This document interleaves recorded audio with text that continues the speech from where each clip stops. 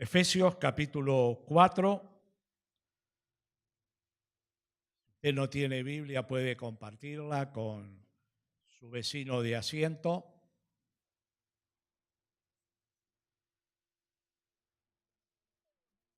Hay dos pasajes paralelos en muchas de sus partes. La carta a los Efesios, en este sector del libro, que va desde el capítulo 4, verso 17 al 32.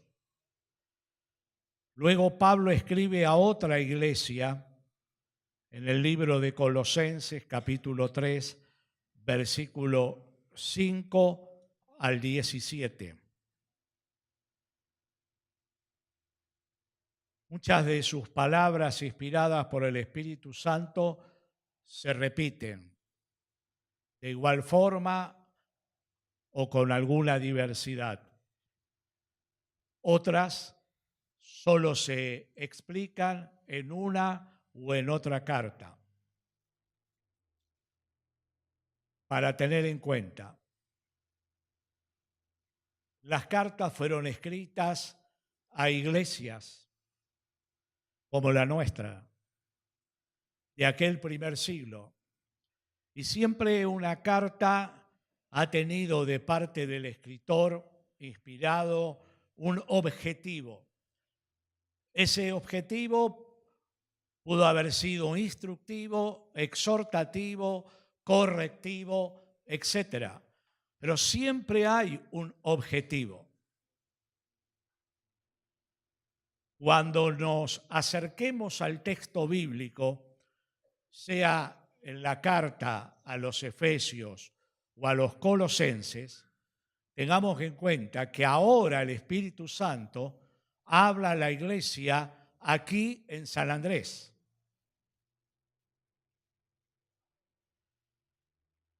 Como dice John Stott en uno de sus libros,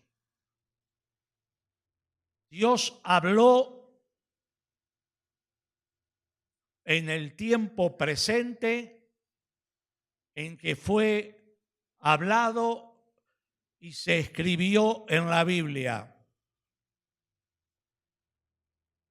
En estos 66 libros. Pero ahora Dios vuelve a hablarnos por lo que antes dijo y fue escrito. Porque la palabra de Dios es viva, es espíritu, es verdad. Por lo cual, cada uno de nosotros necesitamos invertir en ella tiempo, estudio y meditación, masticarla y aplicarla a nuestra vida para desarrollar una vida espiritual vigorosa y victoriosa. En esta noche Dios habla a todos los queridos hermanos que estamos aquí, a la iglesia de San Andrés. Hay una realidad espiritual que es impactante. Cuando una persona se encuentra con Jesucristo, como el testimonio de nuestro hermano Gustavo, y lo recibe y se convierte a Jesucristo, innegablemente su vida cambia. Hay un antes de la cruz y un después de la cruz. Ahora usted me va a preguntar a mí, ¿y si la vida no cambia y uno sigue viviendo la antigua vida? ¿Cuál es la respuesta? ¿Cuál es la respuesta? Si la persona no experimenta la transformación y la santificación del Espíritu Santo en su corazón, pueden ocurrir dos cosas. La primera es que no se convirtió. Hizo un asentimiento a una verdad. Pudo haber hecho una oración, pudo haber cantado, pudo haber sido pastor y aún no convertirse.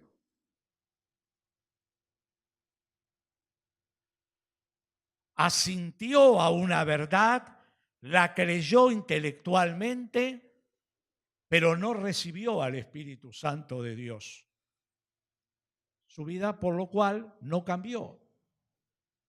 Se puso una vestimenta religiosa y pudo adquirir prácticas religiosas. Les voy a contar un hecho real, década del 80. En Ámsterdam se realizó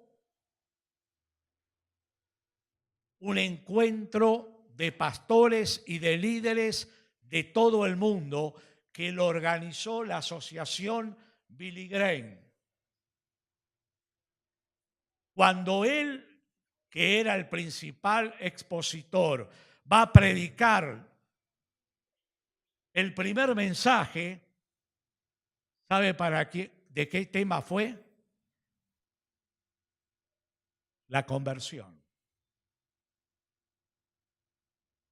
Dice, pero ¿cómo Billy Graham le va a predicar a líderes prominentes del mundo, a pastores, acerca de la conversión? Predicó, hizo el llamado y se llenó la plataforma por cientos de pastores que no estaban convertidos y que recién entendieron el mensaje de salvación. Quiere decir que predicaron, enseñaron lo que no estaban viviendo, consciente o inconscientemente. Esa es la primera opción. La segunda, puede suceder que la vida no cambia porque no hemos tomado conciencia de la victoria de la cruz. Y solo nos quedamos con la mitad de la victoria, pero no con toda.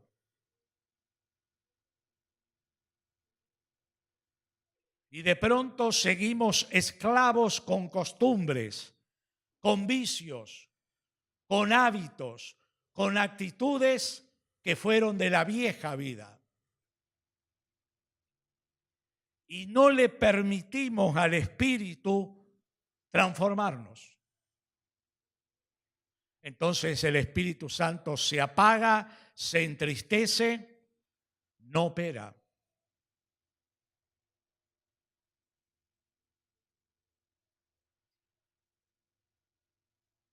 ¿Vio cómo a veces los avances de las películas empiezan al revés? Empiezan con el final, 3 minutos. Yo quiero empezar con el final de la charla en esta noche. Esta fue la introducción. El final es esto, hermanos. Profundizar esta idea.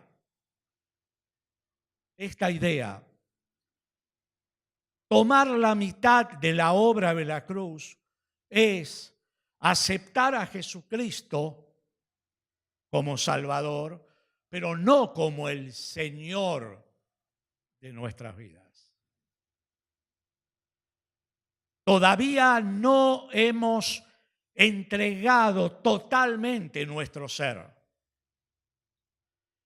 Todavía seguimos luchando con hábitos de la vieja vida. Esa primer parte de la obra de la cruz tiene que ver con la sangre de Jesucristo que derramó en la cruz. Usted cuando lee el Nuevo Testamento verá que en la mayoría de las vinculaciones la sangre es asociada en su operación al perdón de nuestros pecados. Si confesamos nuestros pecados, Él es fiel para perdonar nuestros pecados, limpiarnos del pecado, de la maldad. La sangre cubre los pecados y Dios no se acuerda más de ellos, lo perdona. Es la primera parte de la victoria. La sangre trata con lo que hacemos. Pecados.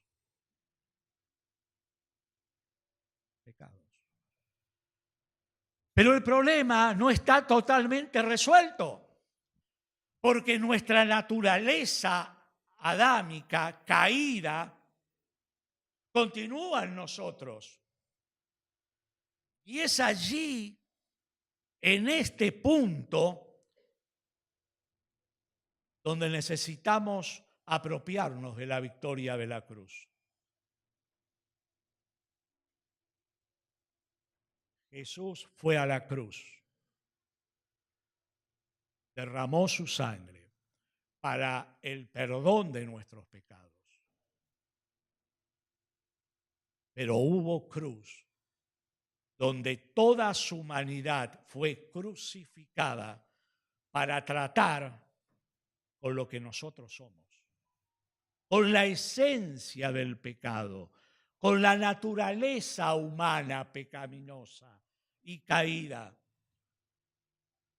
Cuando Él muere y resucita, le quita a la vieja naturaleza el poder sobre nosotros los cristianos. El poder que tuvo siempre. Por eso hubo una cruz.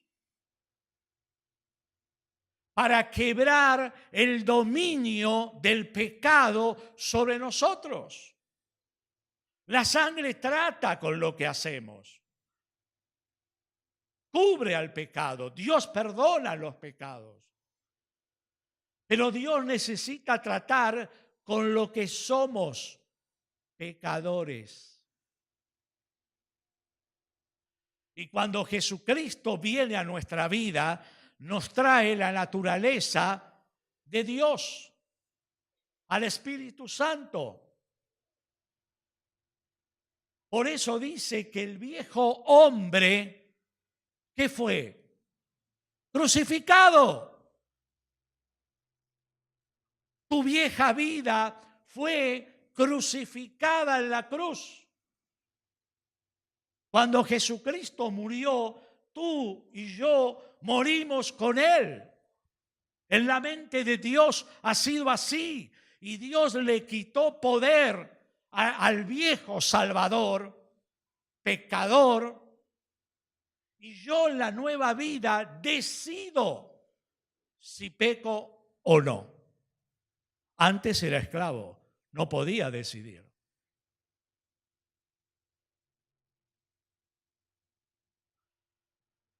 Ese es el secreto de la santificación y de la victoria. Tú puedes decidir en el nuevo hombre, en el poder de Jesucristo que vive en ti. Yo no puedo decir a Dios, estoy acostumbrado a mentir y no. Antes sí, lo practicaba. Pero ahora en Cristo Dios me da un poder nuevo, no solo para perdonar por la sangre, sino para vencer y quebrar el dominio de ese pecado. Dios me transforma y yo decido vivir libre o ser esclavo. Ese es el secreto. Entonces puede haber muchos que, habiendo creído genuinamente en Jesucristo, viven como esclavos. No viven una vida de santidad, de santificación. Por eso Pablo escribe esta carta a iglesias, hermanos tuyos, míos, y para ser muy honesto, no somos diferentes a ellos. Por eso es pertinente para nosotros. Cuando usted dedica tiempo a la nueva vida en Cristo, en Efesios y en Colosenses, la vida antigua y la nueva, cuando Pablo dice, quítense las viejas vestiduras, pónganse en las nuevas. ¿Qué está diciendo? Ustedes tienen poder para dejar el mal. No hay excusas ahora. Tu viejo hombre fue crucificado, murió. Dios te levantó para una vida nueva en el poder del Espíritu Santo. Eso de, como dice el tango de Gardel y de Julio Sosa, y yo nací así. No. Eso no enseña la Biblia.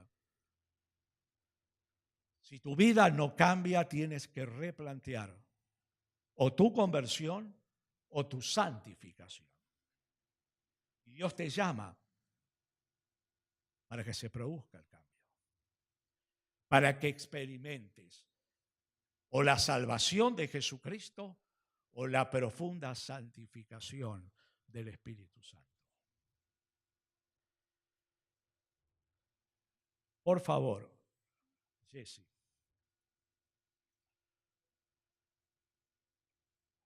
Dividí el tema en dos partes. La vida antigua, hoy, la vida nueva, el próximo domingo.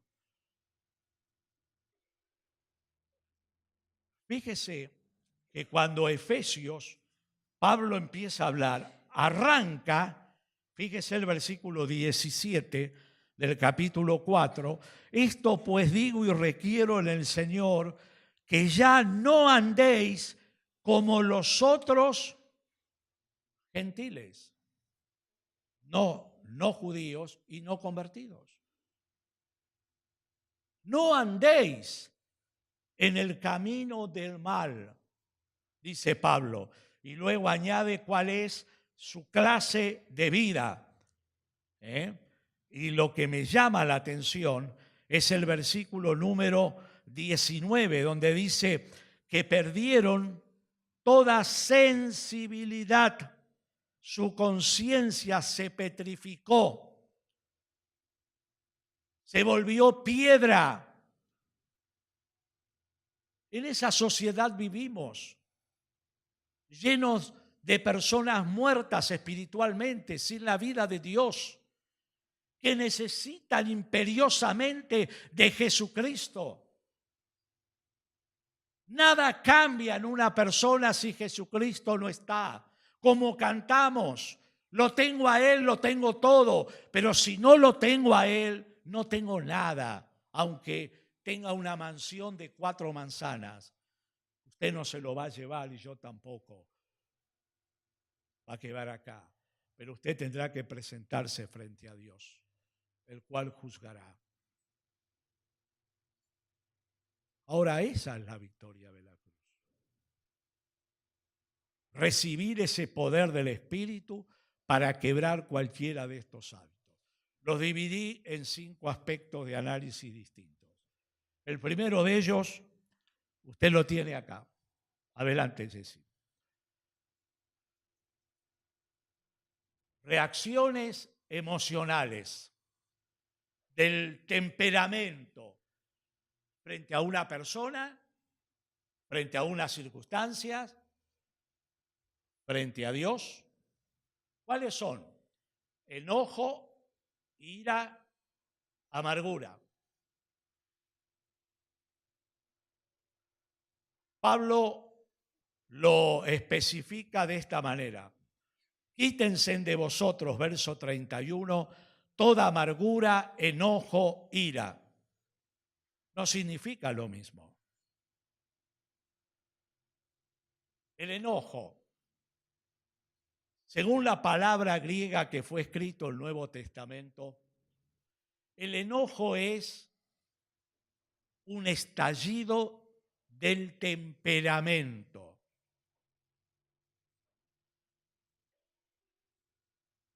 Frente a algo que nos desacomodó, reaccionamos mal, como leche hervida, decimos. Es una reacción breve, que así como levanta la leche, el hierve,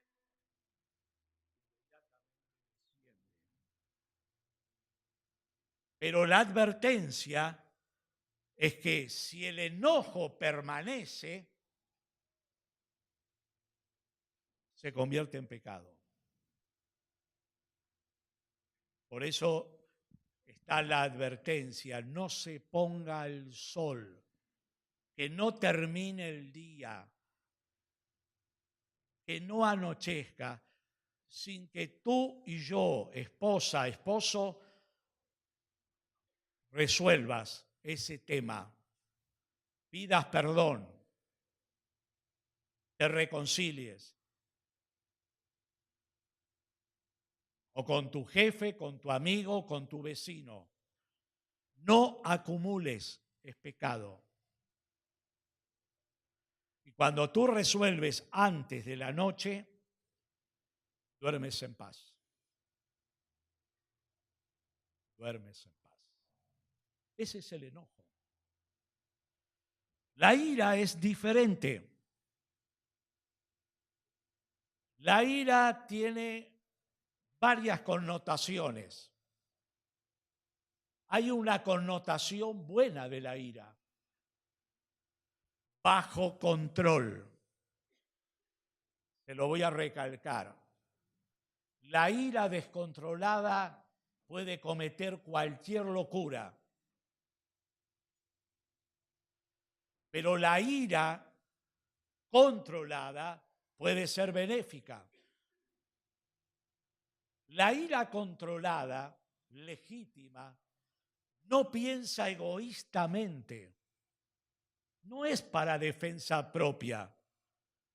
Puede ser para defensa de otros. ¿Qué hizo Jesús? Jesús se airó, se enojó con mucha energía, porque habían hecho de la casa de Dios un negocio. Y tomó las sogas, las sacudió, dio vuelta las mesas, pero no pecó.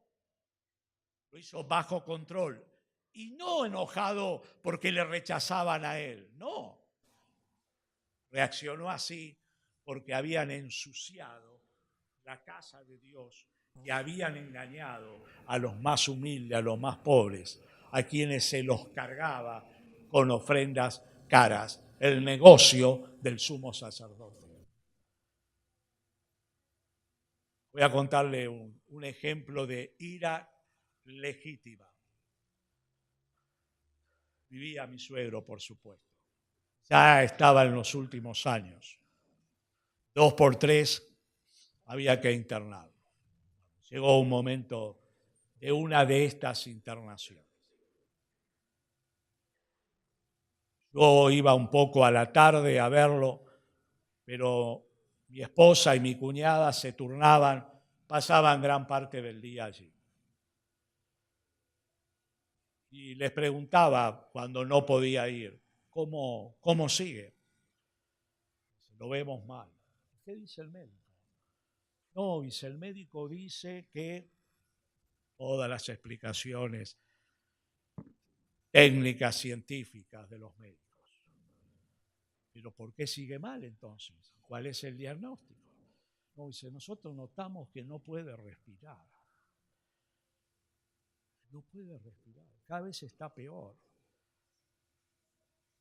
Pasaron 1, 2, 3 días, el médico le dice, hay un problema de insuficiencia cardíaca, pulmonar, una acumulación, entonces está acumulando líquido.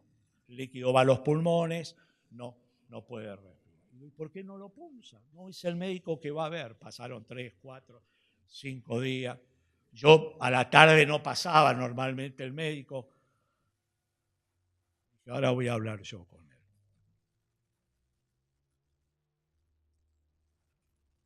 Curiosamente, Dios permitió que lo viera en la tarde. Doctor, necesito hablar con usted. No tengo tiempo. Preferible que hablemos ahora y no que hablemos en otras condiciones. El hombre, ¿lo que quiere decir? No, acá adentro no. En la habitación no, vamos afuera. Fuimos afuera, le digo, ¿cuál es el diagnóstico?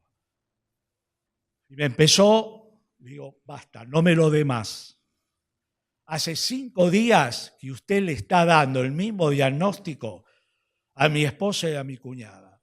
Mi suegro se está muriendo porque no respira, porque tiene acumulación de líquido y usted no lo ha querido punzar. No me cuente más nada. Usted es profesional, yo también lo soy. Y empezaron a salir la gente que estaba en las habitaciones y el hombre empezó a mirar para todos lados. Le digo, mire, delante de toda esta gente le digo, si mi suegro muere por mala praxis, yo le juro que usted no va a ejercer nunca más la medicina. El hombre se dio media vuelta, entró. Llamó a los enfermeros, lo punzaron. 3 litros de líquido le sacaron.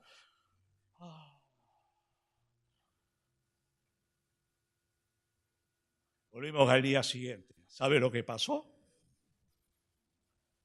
Lo pasaron al piso de abajo, donde ya no estaba ese médico como director de piso. Tuvo unos días más, volvió a la casa. Esa ira es legítima.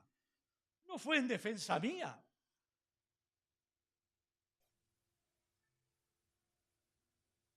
Le salvó la vida. Le salvó la vida. Es lo que hizo Jesús. Esa ira es legítima a favor de otros, sin descontrolarse. Nunca me descontrolé. Pero le marqué dónde estaba la ubicación correcta del ejercicio de su medicina. Y me dijo, dice, si le pasa algo, usted es el responsable. No se haga ningún problema. Yo voy a ser el responsable. Haga lo que tiene que hacer.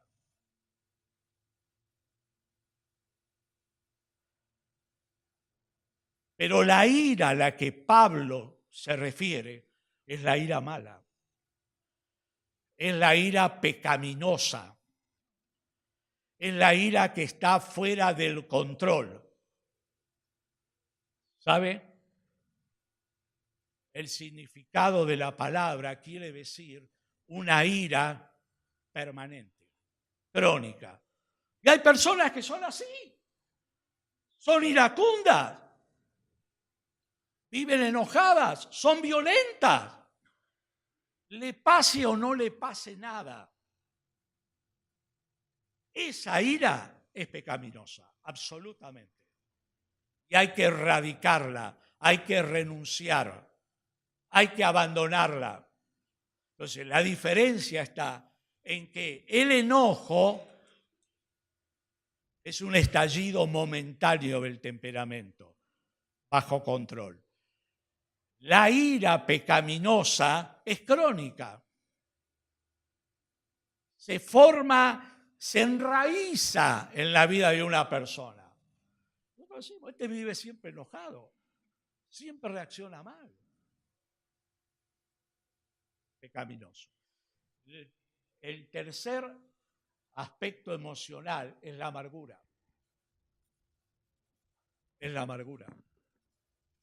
Sí, puede haber un episodio que nos entristeció, que trajo amargura al corazón. Es algo momentáneo.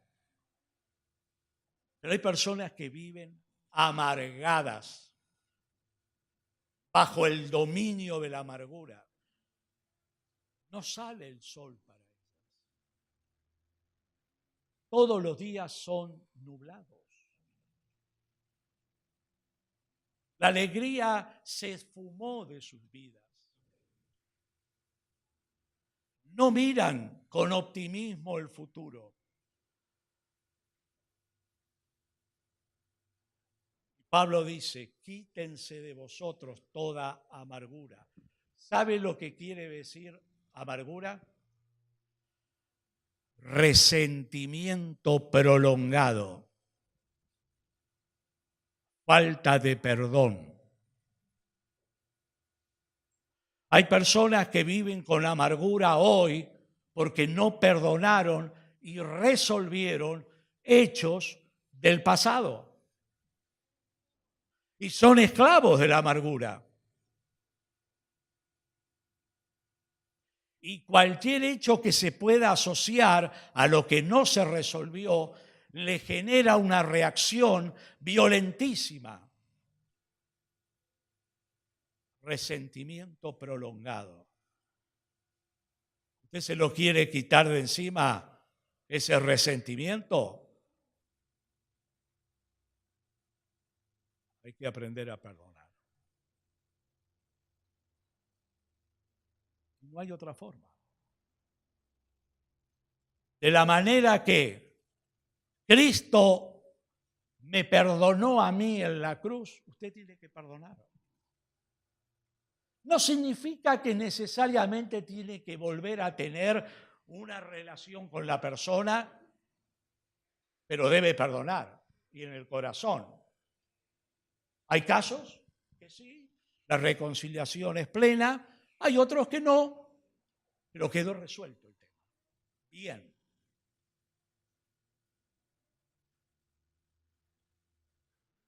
Amargura. Veamos un segundo aspecto, Jessy, por favor. Conducta. Hay que desvestirse de esta actitud. Robo y de esta otra. Malicia. Usted va a decir, pastor, ¿un cristiano puede tener malicia? Tal vez Pablo estaba equivocado. Permítame la ironía.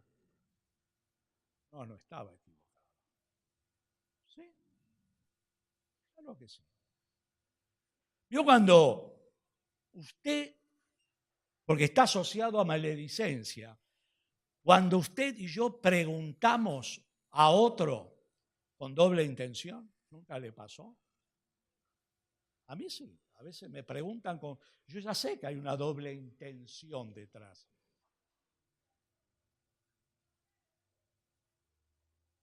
Eso es malicia. Porque esperan una respuesta para denigrar, acusar a otra persona. Es malicia. Es un pecado gravísimo. Es una costumbre común en nuestra sociedad. Calumniar a otros, denigrar a otros. Usted lo ve por las redes, en la televisión, que a veces satura totalmente. Malicia.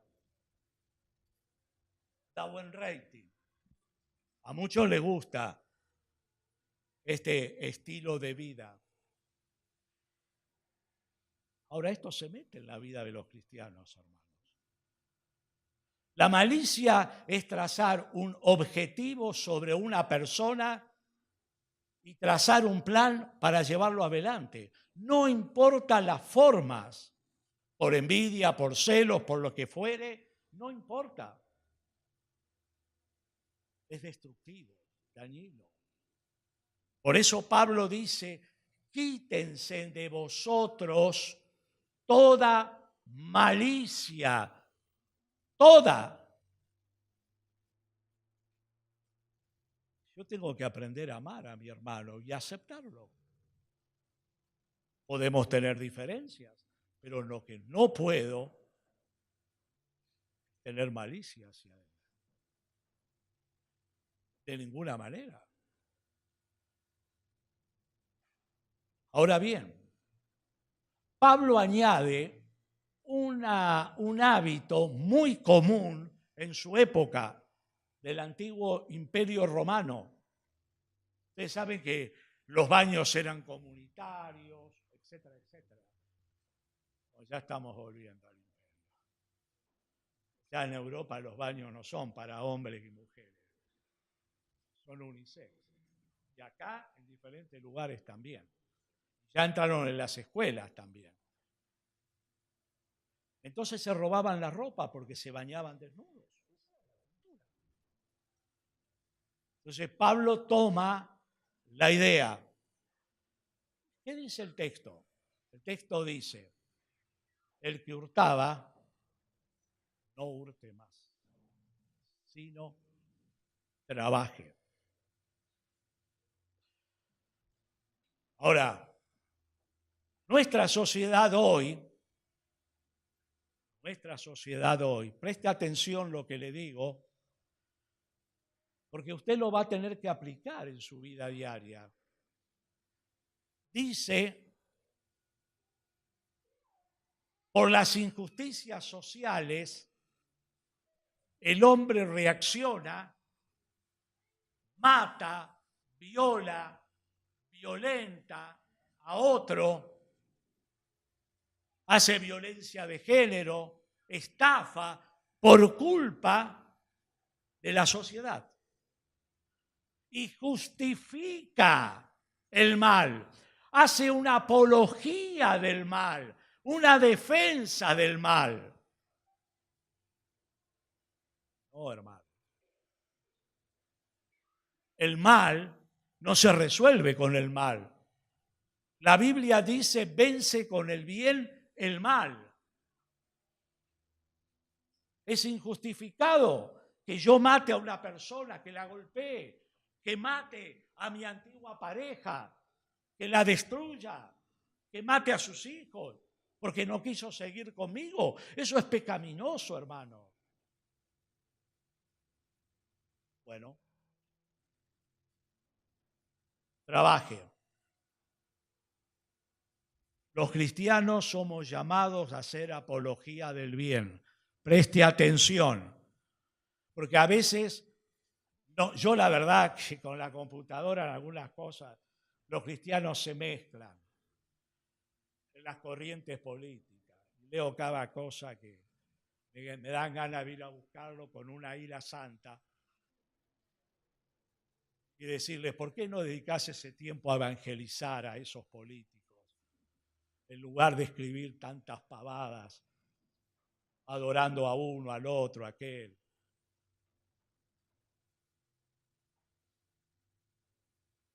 No se debe hacer apología del delito, cualquiera sea. Vence con el bien el mal. No robes, dice Pablo, trabaja.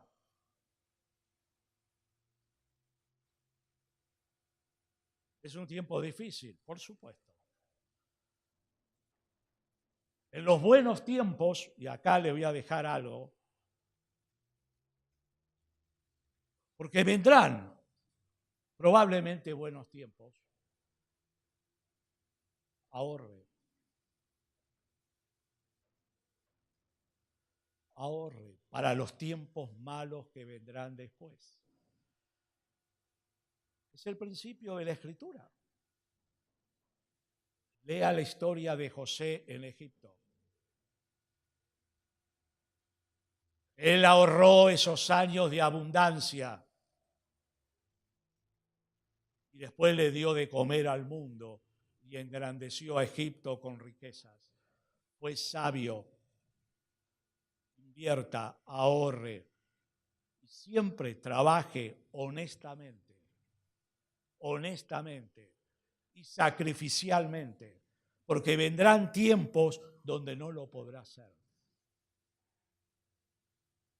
Ahora bien, yo creo de corazón, lo que la palabra de Dios dice.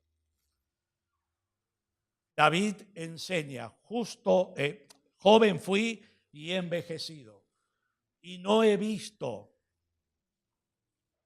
en su mesa que le faltara algo, ni su descendencia que mendigue pan. Puede haber circunstancias de problemas. A todos nos ha sucedido alguna vez. Pero es una circunstancia. No es de todos los días. Tengo que redescubrir las razones. Pablo dignifica el trabajo, tanto para el hombre como para la mujer. Tiene un valor el trabajo en nuestras emociones, en nuestra salud, en nuestra mente. Es importante. Fortalece nuestra autoestima. Pero no cualquier trabajo. El trabajo digno, honesto. No hurte más. No hurte más. Hay una conducta nueva para este hombre nuevo que se ha convertido a Jesucristo.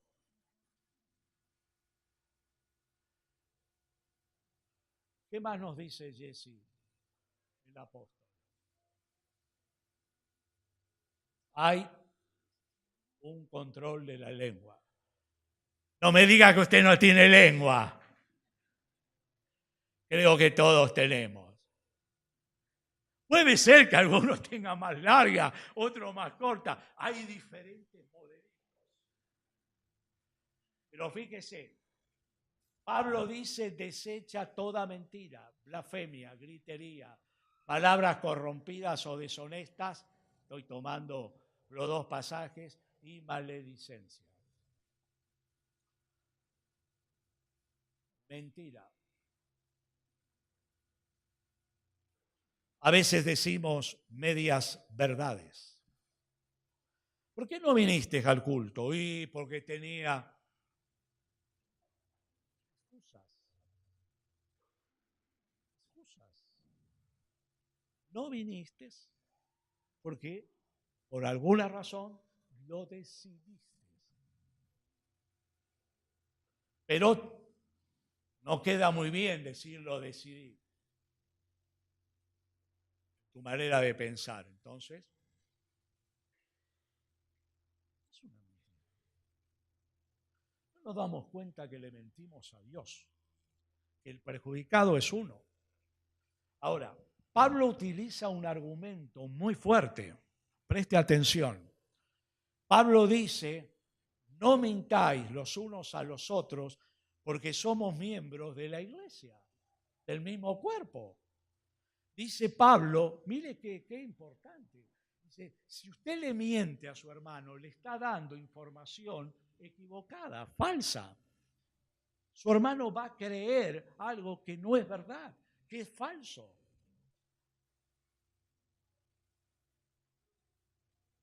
Entonces, toma esa imagen. ¿Por qué? Un ejemplo. Si mi cerebro, que le da todas las órdenes a mi cuerpo, a mi organismo y a los miembros de mi cuerpo, le miente a mis ojos, yo voy a cruzar la calle y mi cerebro le dice, no vienen autos. ¿Usted me sigue? Y yo cruzo y sí venían autos. Me pasaron por arriba. Y Pablo utiliza esa argumentación. Ustedes son miembros de un cuerpo. ¿Cómo le vas a dar falsa información? A veces hablada y a veces silenciada. Silenciada. Hay silencios que hablan más fuertes que las palabras para cubrir una verdad. Una verdad. Hermanos, hay que erradicar. Yo era mentiroso antes de convertirme. Y tenía la lengua que era como la de una serpiente cascabel. No era perfecto, por eso Jesús me vino a salvar. Pero le garantizo que en 46 años de convertido, yo no practico la mentira, practico la verdad.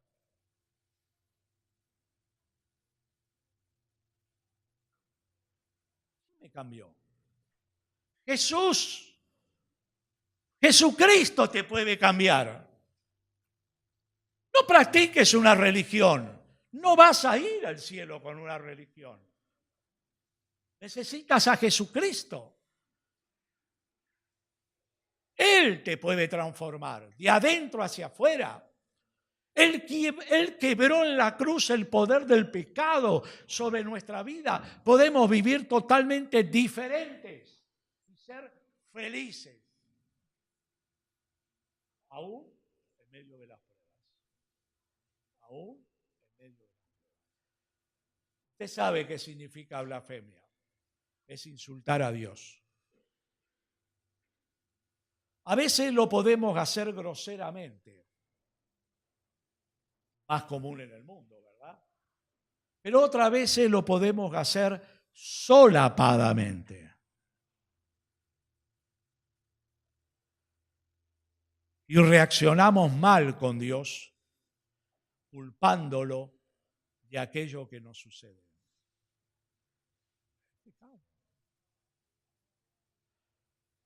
El pecado, hermano querido, es más que quebrar la ley de Dios. Escúcheme lo que le voy a decir. El pecado es herir el corazón de Dios, lastimar el corazón de Dios. Cada vez que pecamos lo lastimamos, lo herimos, lo entristecemos.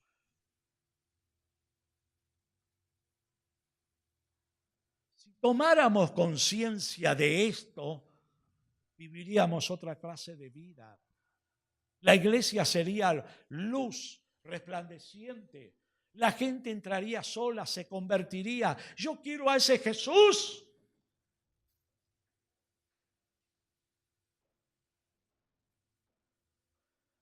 Gritería.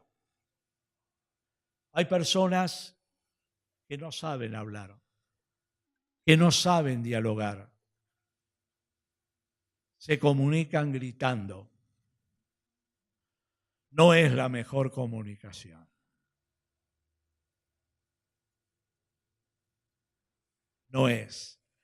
Yo a veces tengo dificultades en esto, porque escucho con dificultad y hablo muy fuerte. Y en mi casa me dicen, ¿por qué gritas? Si yo no estoy gritando, estoy hablando. Terminamos riéndonos, a veces.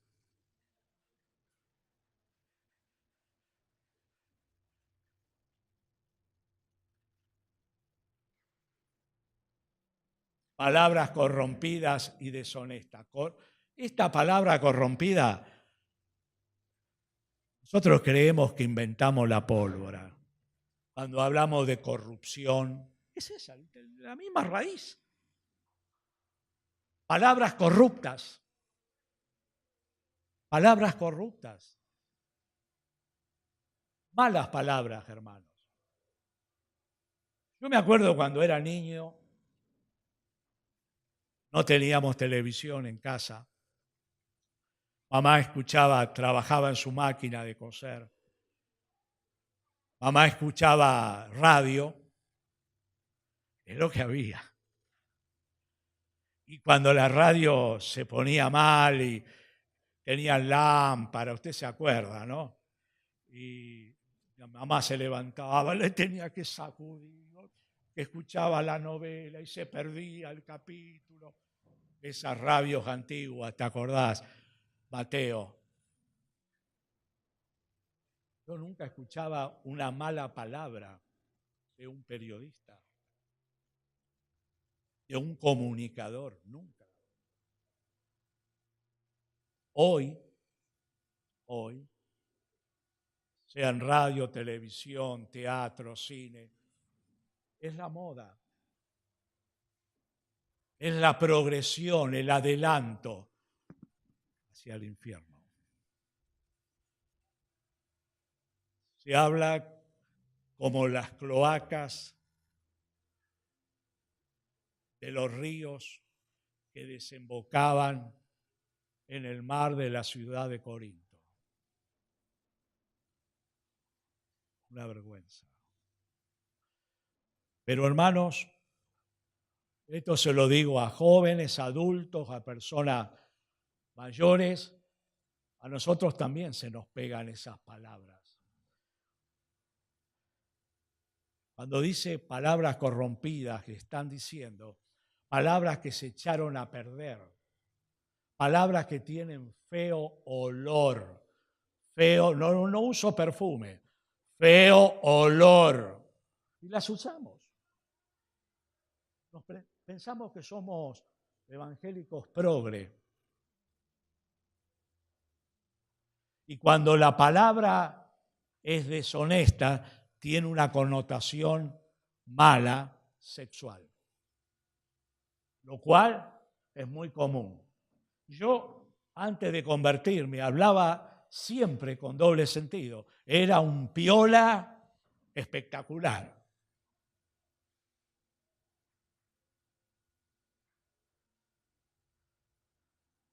Cuidado cómo está nuestra lengua, porque con esa lengua que insultamos, que hablamos mal, después vengo al culto y digo, Señor, ¿con esa misma lengua me estás cantando ahora?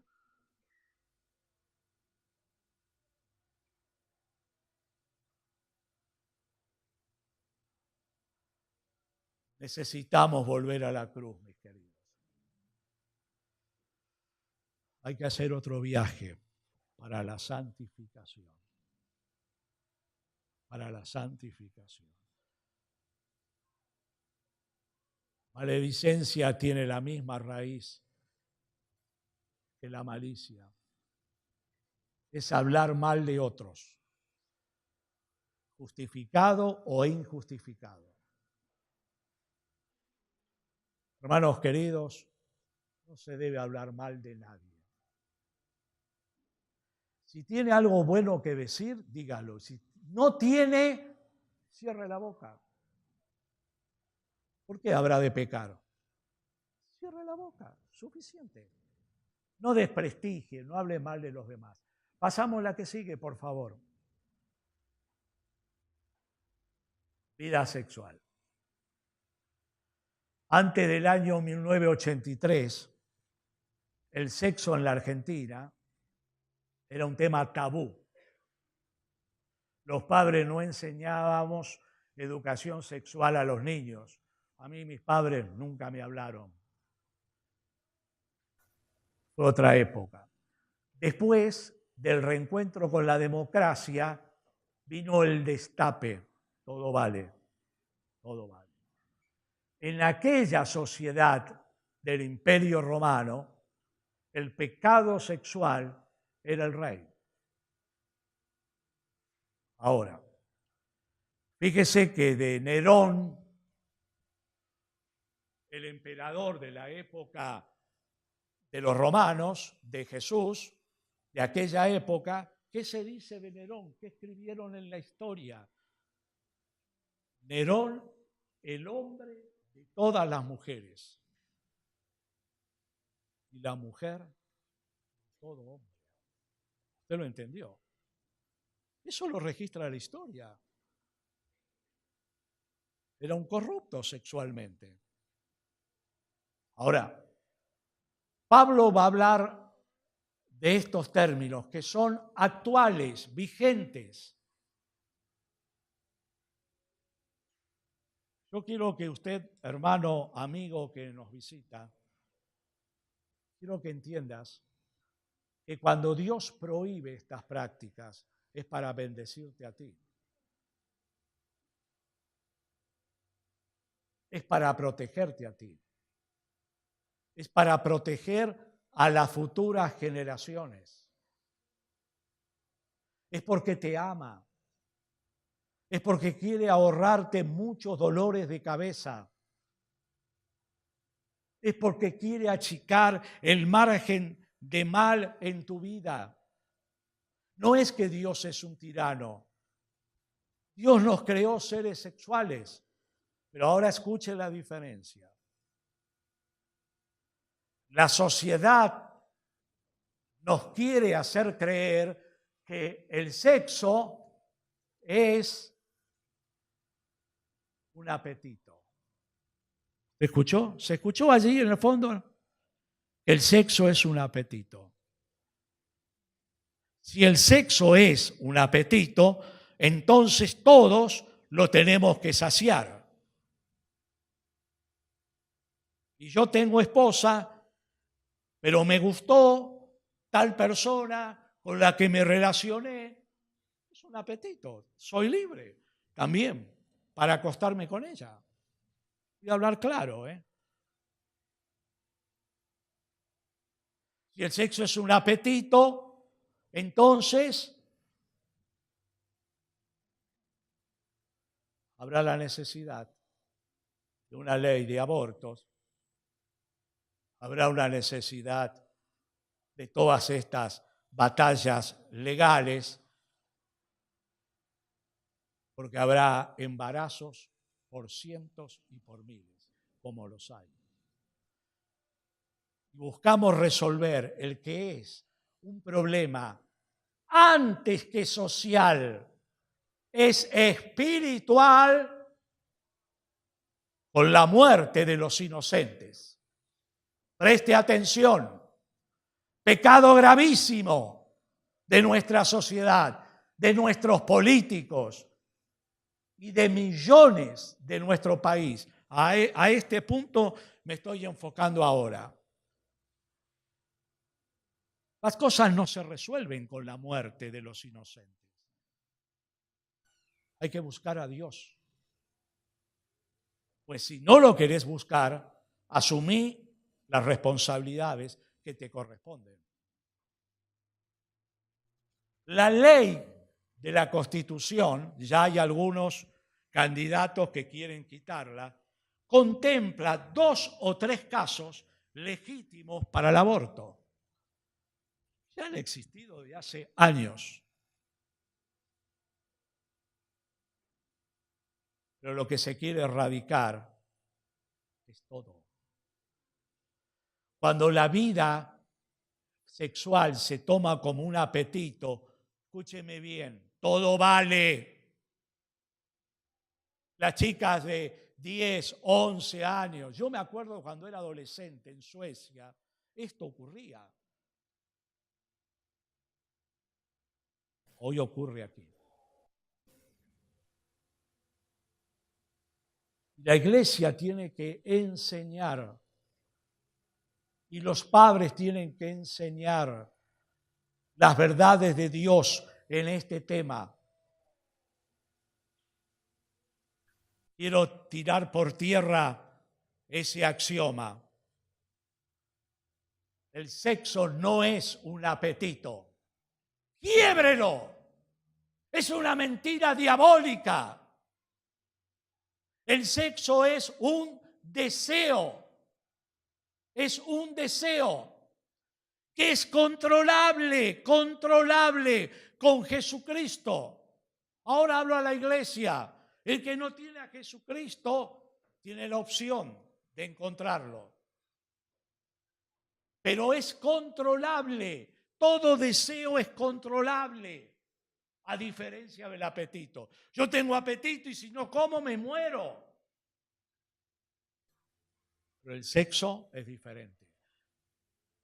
Yo recibo la ayuda, la promesa del Espíritu Santo. Puedo controlarlo.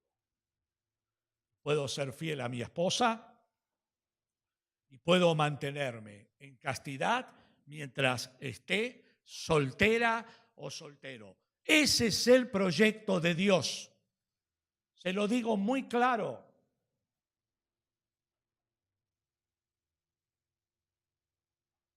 Hay iglesias y pastores que son permisivos.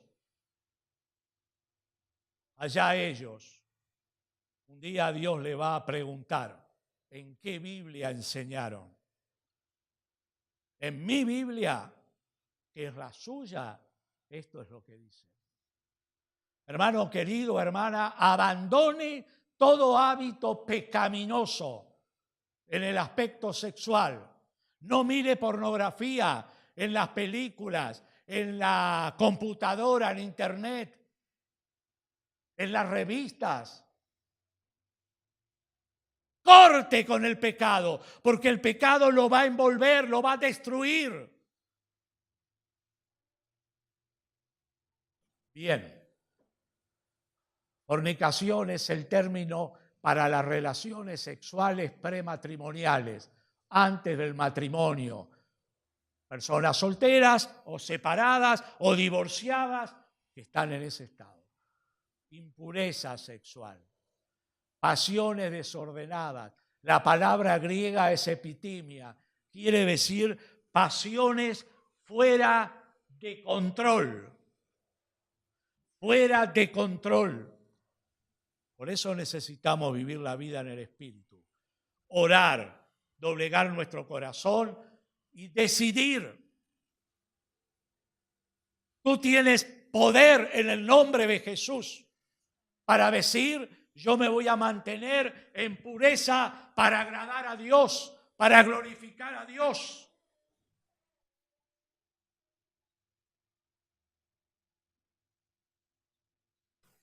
Y malos deseos. Yo tengo malas noticias para darle, pero también tengo buenas. De esas buenas muchos le van a hablar los otros que van a tratar otros temas, como la vida en el Espíritu y el fruto del Espíritu. Pero quiero decirle, hermanos, esto no se no popular. Soy impopular. No me puedo presentar a ninguna candidatura. Hoy es todo alabanza, adoración, vivimos en el cielo, el tercero, el cuarto, todo. Usted mire, todas las programaciones de las iglesias. Nadie habla de esto porque es impopular. ¿A quién va a traer? Yo no quiero estar en el pellejo de esos pastores cuando Dios va a juzgar sus vidas y sus ministerios, porque retuvieron la verdad. Y si no decimos la verdad, el pueblo se extravía, dice Proverbios 28:13, sin profecía de la palabra, el pueblo se extravía. Dios te está hablando esta noche. Este mensaje yo lo prediqué en mi cama desde las 12 de la noche hasta las 2 de la mañana, hace un par de días atrás. Ya lo prediqué para vos. No te estoy diciendo un chiste. El Espíritu sabe que es verdad.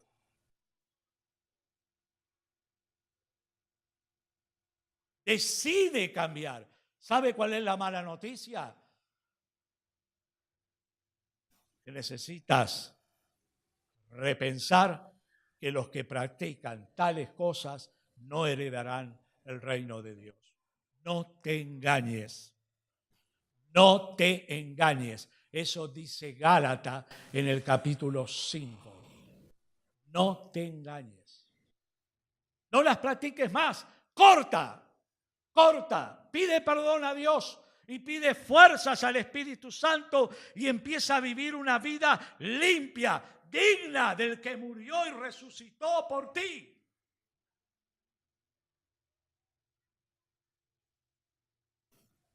La última, Jessy, por favor.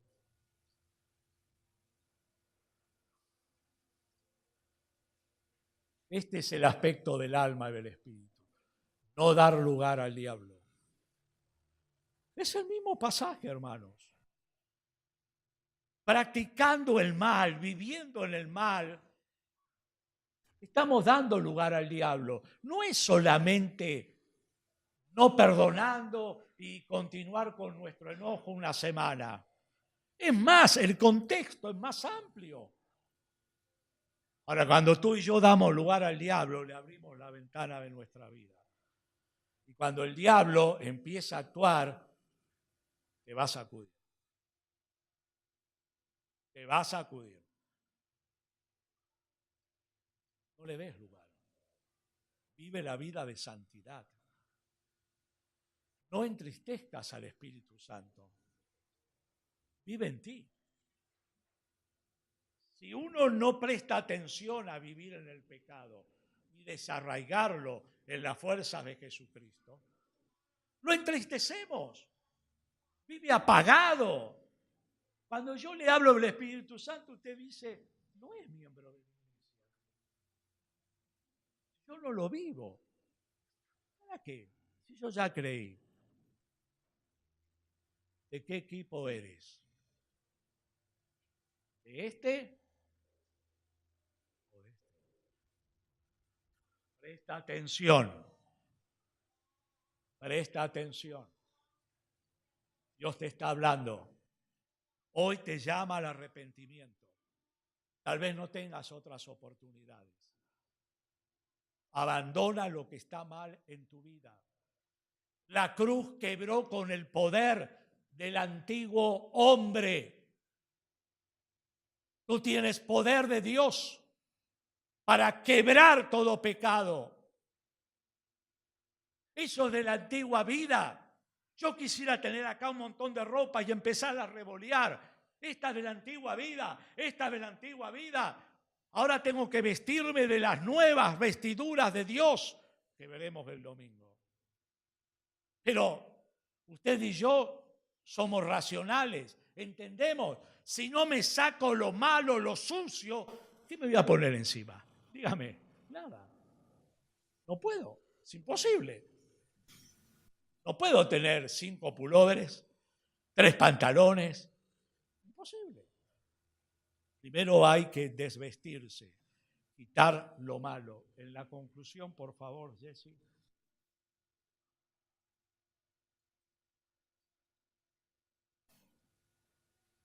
Despojaos del viejo hombre y mujer. Haced morir lo terrenal. Dejad lo malo. Ahora, ¿qué dice Pablo? Quiero concluir, porque ahora hay algo que Dios le va a pedir a usted. ¿Qué dice Pablo? Si les gusta Iglesia de Efesio, bueno, una vez por semana dejen estos malos hábitos. Si desean Iglesia Progre de San Andrés, abandonen este pecado. Dice, no, es un imperativo. Pablo dice, despojaos, dejen la vieja vida, porque nos va a matar. ¿Qué dice? Hagan morir lo terrenal, esas conductas sociales pecaminosas y diabólicas. Eso es lo que dice Dios. ¿Qué quiere decir? Que tú decides. Cuando tú decides,